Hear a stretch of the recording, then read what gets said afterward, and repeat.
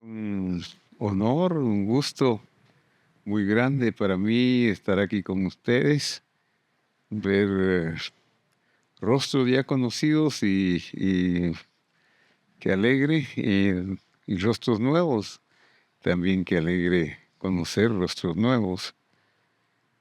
Pues Dios me ha dado el honor de venir a compartir su palabra esta mañana y quisiera orar. Padre que estás en el cielo, gracias te damos por el día, porque nos diste un nuevo día, una nueva oportunidad para vivir, para respirar, para hacer todo lo básico que hacemos y mucho más, porque tú eres bueno, Señor, pero sobre todo porque nos permites reunirnos, tener comunión contigo a través de la alabanza y a través de tu palabra. Gracias, Señor, por tu palabra que nos has dado. Queremos ser conocedores de tu nombre y estudiosos de tu palabra. En el nombre de Jesús, amén. Muy bien, hoy quiero compartir con ustedes el tema que seguramente aparece en pantalla, que se llama la oración. Voy a tomar un pasaje antiguo, muy antiguo, y es Génesis 46:1, que dice así: salió Israel con todo lo que tenía. Cuando llegó a Beerseba, ofreció sacrificios a Dios, al Dios de su padre Isaac. Estos sacrificios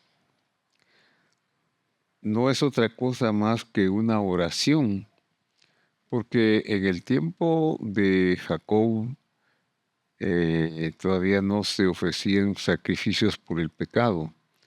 Eso vino a ofrecerse después del Sinaí, con la revelación que Dios le dio a Moisés sobre el tamaño, el peso y la gravedad del pecado, y reveló que su justicia, la justicia de Dios, solo podía realizarse a través de una muerte de un inocente, y que nadie en la tierra podía alcanzarla de otra manera.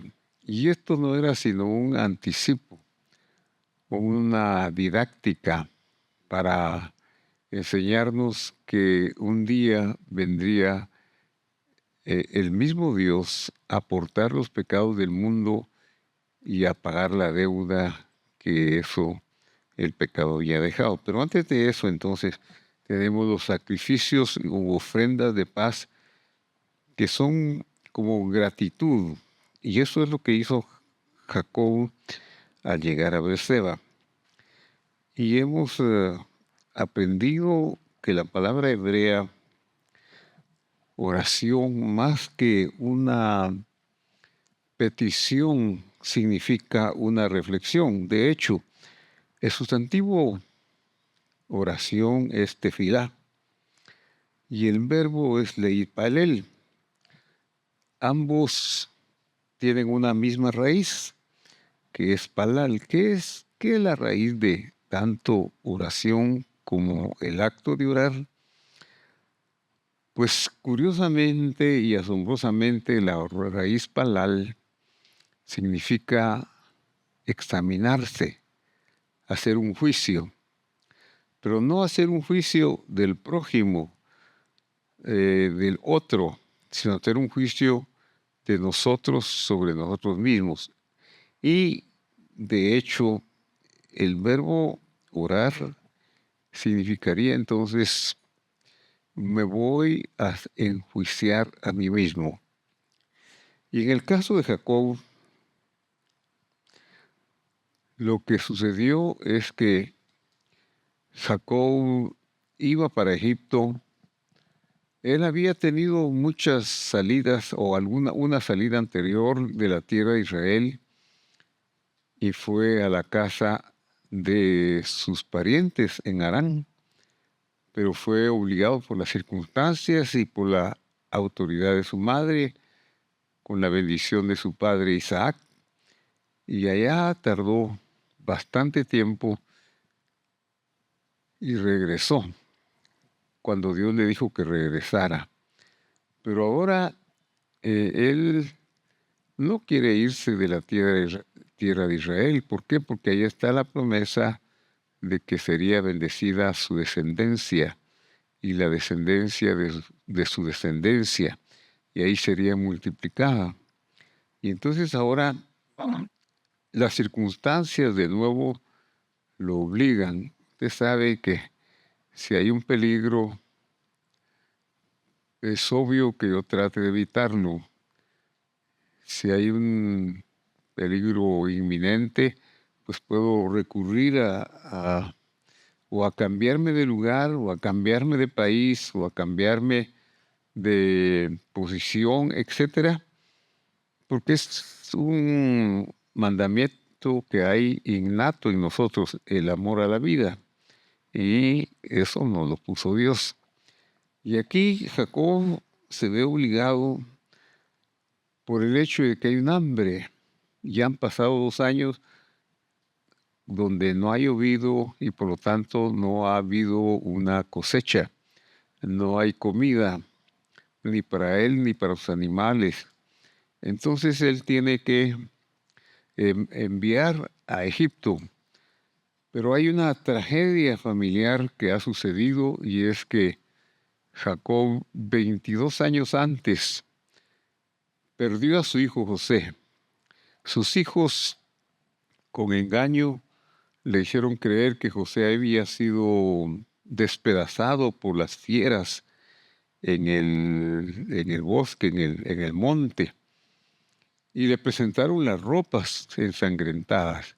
Hicieron todo el acto de presentar las ropas, de desnudarlo, y lo vendieron a su hermano, lo vendieron a unos comerciantes ismaelitas, eh, lo vendieron a Egipto prácticamente, porque esa caravana que lo compró se dirigió a Egipto, y ahí José pasó 22 años separado de su padre, en tanto que su padre pasó 22 años de luto, de angustia y de dolor, y engañado por la maldad de sus hijos. Hay maldad a veces en el corazón, y hoy no puedo introducirme en toda la historia porque sería muy largo. Pero el hecho es que ahora José resulta ser el segundo en Egipto. Egipto es el imperio más grande del mundo en este momento, y José es el que tiene la delegación del poder de Faraón, que es el emperador, por decirlo así, de autorizar la compra, la venta de grano, porque en Egipto Dios les advirtió del hambre y tuvieron 7 años de abundancia y la advertencia de 7 años de hambre. Y José se encuentra en esa crucial eh, circunstancia de que va a venir el hambre, de que viene el hambre.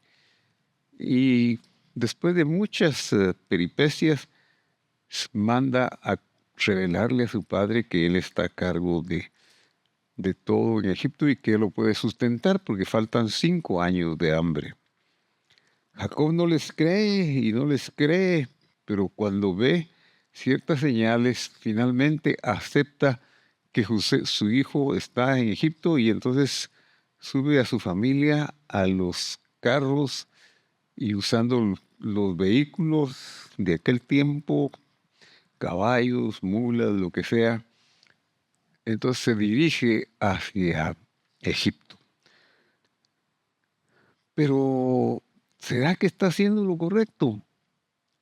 Ahí es donde viene la pregunta que Jacob tiene en el acto. Y por eso él hace una oración. Él se enjuicia. ¿No será que que Dios me puede sostener aquí sin necesidad de ir a Egipto? ¿No será que si voy a Egipto estoy fuera de la voluntad de Dios? Entonces,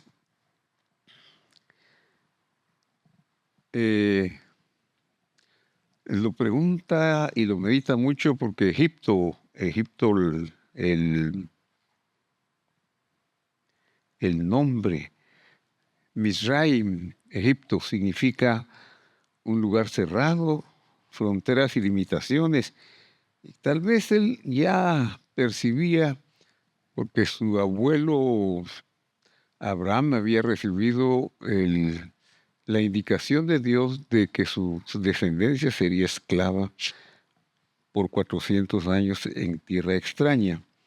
Así que, haciendo esa reflexión, haciendo esas ofrendas de paz, gracias, obtuvo una respuesta. Y entonces entendemos que la oración, si no es pedir, Señor, estoy haciendo lo correcto, dame una señal. No, Él hace una ofrenda de paz, una ofrenda. Y es que si me analizo, empiezo a ver en mí si hay amargura, si hay dolor, si tengo, bueno, al estar delante de Dios en esta autoevaluación, en este juicio interno, pueden venir muchos recuerdos, cosas que debo cambiar, a veces pedir perdón a alguien, a veces perdonar a alguien, y si lo actúo, pues estoy haciendo muy bien en actuarlo. Y casi que no es de petición, casi que la oración no significa petición. Y entonces, ¿dónde está la petición? ¿Y qué más hago en la oración? Miren, voy a mostrarles un trozo de una oración muy antigua. Voy a leerles algo que me ha servido de inspiración, que dice: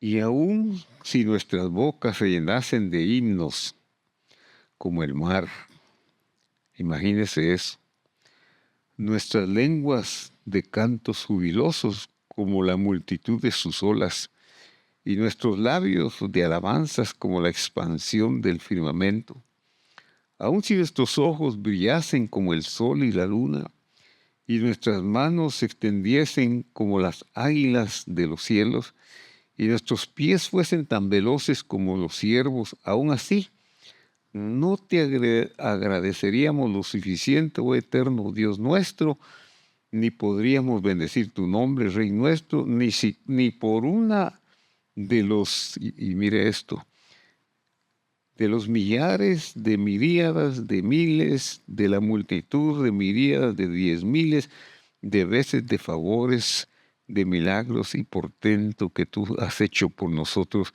y por nuestros padres. Imagínese usted, pareciera ser que más bien la oración es agradecerle a Dios, y nunca voy a terminar de agradecerle a Dios. Debería de levantarme agradeciendo por este día. Agradezco ante ti, Rey vivo y eterno, que volviste mis capacidades de la vida a mí, porque tú eres fiel en gran manera. ¿De qué cosas tengo necesidad? Él lo sabe antes que yo se las pida. Pero a veces, si yo me dedico solo a pedirle y a pedirle, no voy a oír la voz, pero si vengo con un corazón agradecido, con una gratitud inmensa, ni siquiera así voy a agradecer lo suficiente. ¿Qué le podemos dar a Dios? ¿Qué le puedo yo ofrecer por estar tan agradecido al Señor? Señor, te doy mi vida.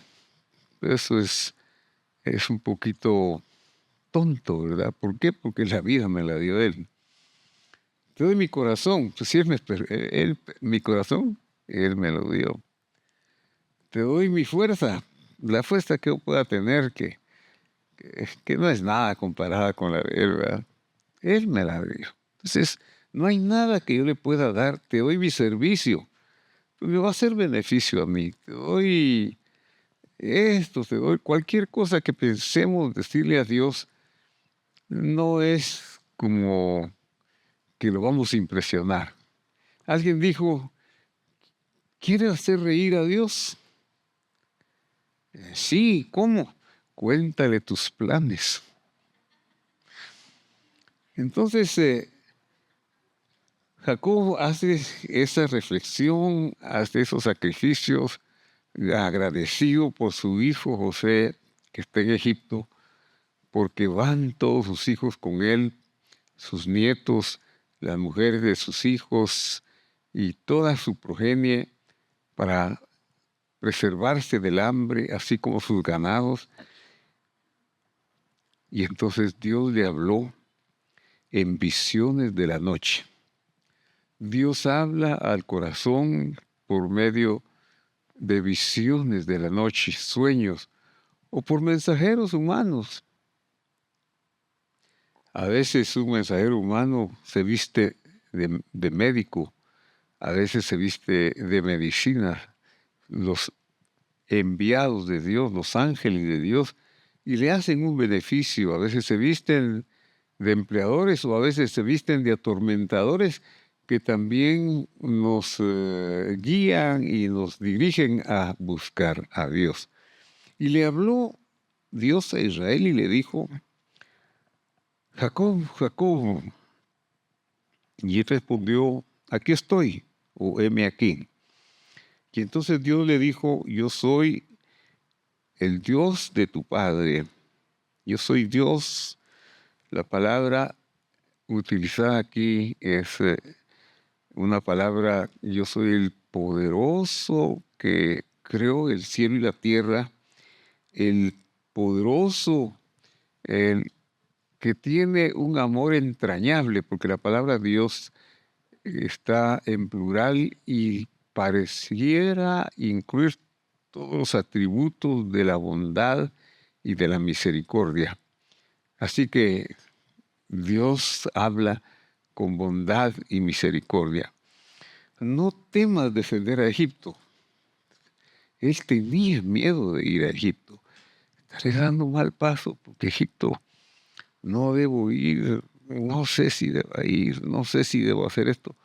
Pero ya cuando Dios le dice, no temas. ¿Y por qué no debes temer? Porque, ay, Dios mío, ahí estaré contigo, no en otro lugar. No voy a quitar el hambre en Canaán. Eso está escrito y está establecido desde antes de la fundación del mundo, que estos 7 años de hambre vendrían sobre la tierra de Canaán. Y entonces yo voy a estar contigo allí en Egipto. Si Dios nos dice, yo voy a estar contigo, nos vamos, nos dejamos ir. Yo descenderé contigo. Imagínese usted que Dios, el que tenemos nosotros, que es capaz de humillarse hasta descender conmigo a Egipto, al lugar encerrado, al lugar de las limitaciones. Yo voy a estar ahí, pero lo que más le ha de haber agradado a Jacob es oír, te haré volver, no te quedarás ahí. vas porque esa es mi voluntad, que vayas, yo tengo planes. Dios tiene planes para todo el caminar de nosotros.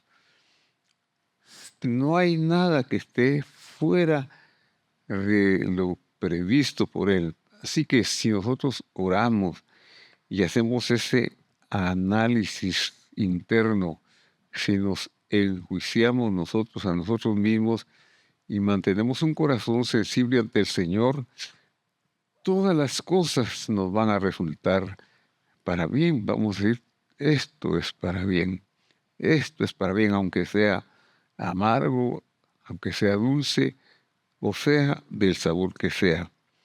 Y lo más importante para Jacob es la mano de José cerrará tus ojos. Salió pues Jacob de Beersheba, ya con este nuevo empuje, con esta nueva alegría, subieron los hijos de Israel a su padre Jacob y a sus niños y a sus mujeres en los carros que Faraón había enviado para llevarlo. El verso 6 dice, también tomaron sus ganados y los bienes que habían adquirido en la tierra de Canaán. Se fueron con todas sus posesiones y riquezas, lo dejaron todo atrás y fueron a Egipto, toda su descendencia con él. Hijos e hijas, y hasta se dan los nombres. No los voy a leer. Dice que fueron 66 personas en particular, pero que en realidad entraron 70 porque hay que agregarle a José, a sus 2 hijos y algunas otras agregaciones que hay que hacer. La casa de Jacob. Entonces ahora ya están en Egipto, enviados por Dios, en la voluntad de Dios. Pero Jacob envió a Judá delante de sí para que viniera a ver a Gosén, la tierra que Faraón le había prometido a José, para que ahí se ubicara su padre. Seguramente le dijo que cómo está, vamos a poder hacer oración, vamos a poder hacer reuniones, vamos a tener qué clase de libertad vamos a tener, como en la tierra. Y luego José unció, esto es muy importante, él era el segundo en Egipto, entonces él podía mandar que alguien le preparara el carro, pero era tanta el amor y tanta la pasión y el deseo de honrar a su padre, que él mismo arregló el carruaje donde iría a recibir a su padre. Cuando lo vio ya en Gosén, se echó sobre su cuello y lloró amargamente. Recuérdese, José tenía 17 años cuando se lo quitaron y se lo llevaron. Han pasado 22 años sin que ambos se vieran. En estos 22 años, José pasó 13 años en la cárcel. Bueno, y ahora lleva 9 años en el poder, que de la cárcel por la mano milagrosa de Dios llegó a subir hasta el grado más alto de poder. Todo esto sucedía con José, pero para Jacob, estos fueron 22 años de duelo. Para José fueron de amargura, fueron de dolor. Al final se convirtieron en victoria, en éxito, porque el Señor estaba con José. Para Jacob solo fueron de dolor. Así que ahora es como grato, como conveniente ver que lloran o lloran largamente tras de su cuello. Entonces, Israel dijo José, muera yo ahora, ya que he visto tu rostro y que aún vives. Pero Dios no le permitió morir ahora, sino que le dio 17 años más, 17 años más de vida a Jacob y su hijo en el poder. Y en ese tiempo vieron milagros, se juntaron. Y luego José, también como gratitud, porque uno tiene que ser agradecido con Dios, pero también con las personas, va y le dice a Faraón que ya sus hermanos están ahí y le explica el trabajo de ellos.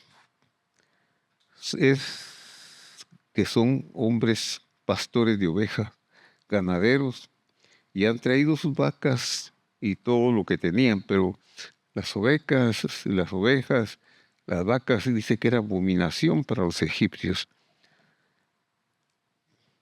Por eso los pusieron en Gosén, pero también fue una mano de Dios para cuidar a su pueblo.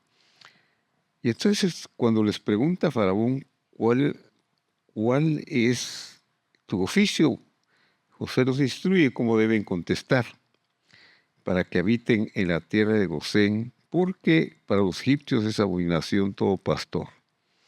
Veamos lo que nos dice el Evangelio. Hebreos 11:9 dice, por la fidelidad de Dios, habitó como extranjero en la tierra prometida, habitando en tiendas con Isaac, Jacob, coherederos de la misma promesa. José envió pues a buscar a su padre.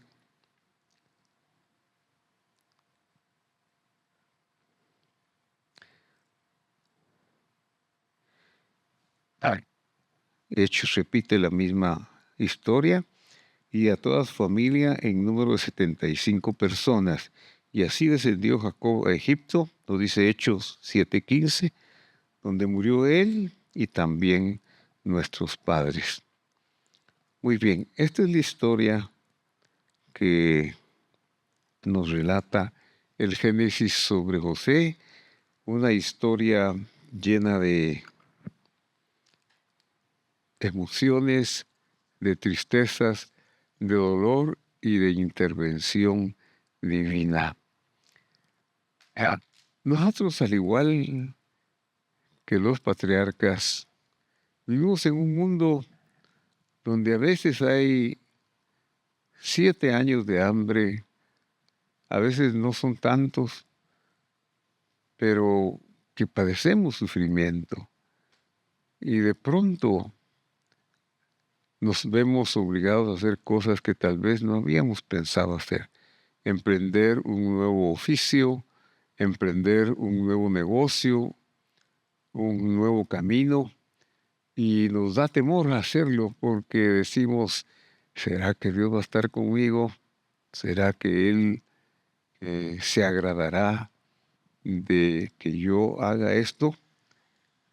Lo mejor es ir adentro, ir a la introspección, a la oración, y empezar a enjuiciarse ante Dios, decirle gracias por todo lo que me has dado, porque nunca me has dejado, porque si cuento las bondades, no puedo agradecerte ni una sola de los millones de millones de millones de favores que has hecho conmigo y con nuestros padres.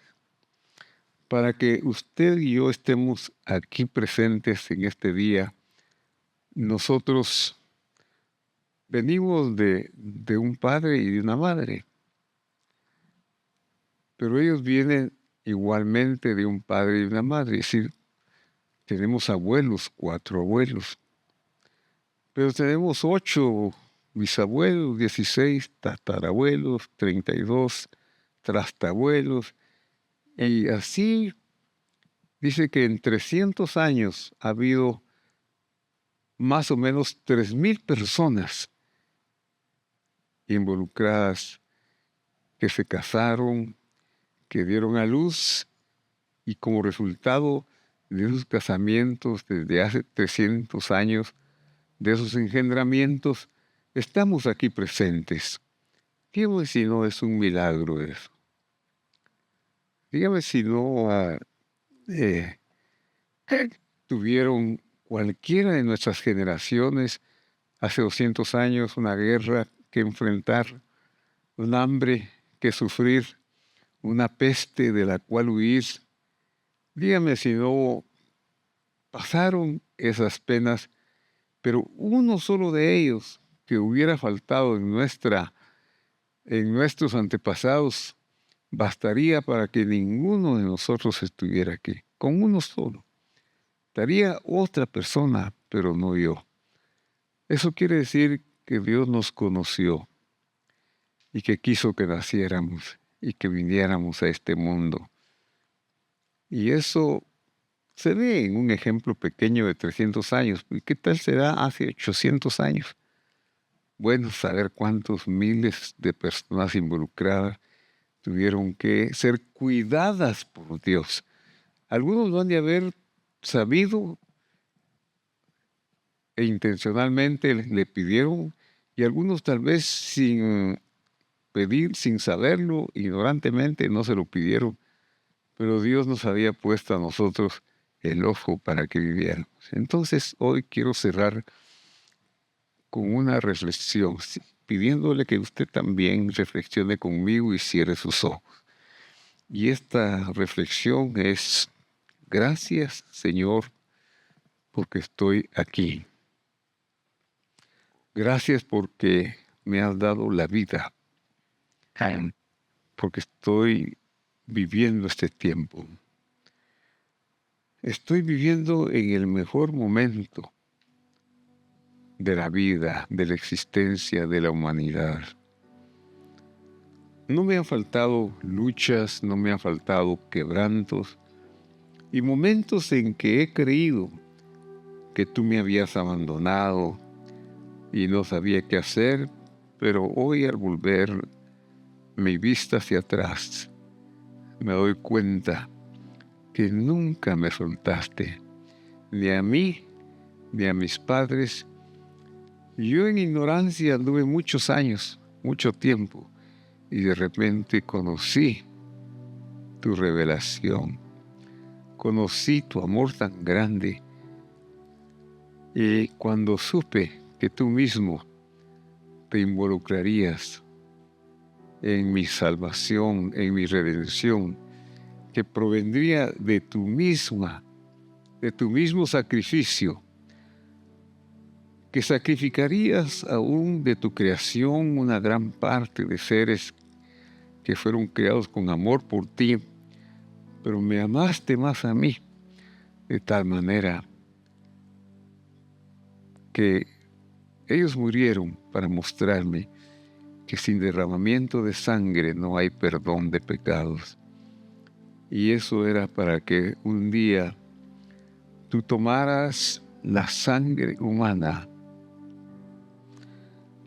adoptaras esa sangre humana que te permitió vivir como el Cordero, portando los pecados del mundo,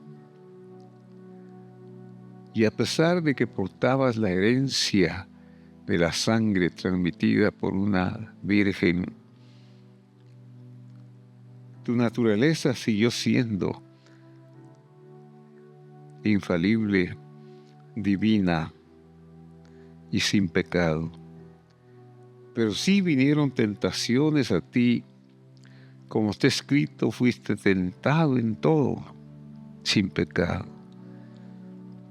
Pasaste por todas las experiencias humanas para que hoy yo pueda poner delante de ti mis dolores, mis angustias, mis penas, mis enfermedades, mis carencias, y encontrar tu auxilio, tu amor.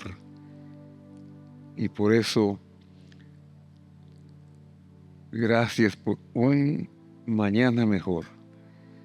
Gracias porque la victoria la has ganado y la has compartido conmigo.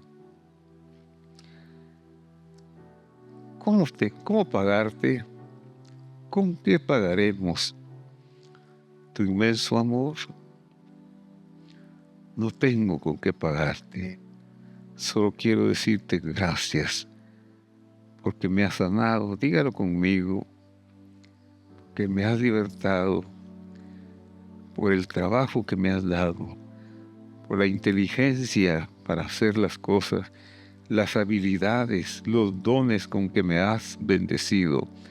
Gracias, son tuyos, Señor. Gracias, gracias. Y Señor, te amo.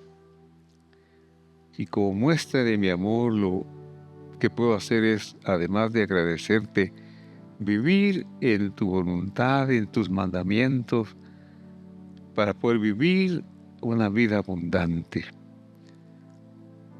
Solo vivir en tus mandamientos no me salva, pero yo, ya que me has salvado, vivir en tus mandamientos me da en esta vida terrena y pasajera una alegría inmensa, un cántico perenne en mi boca de gratitud.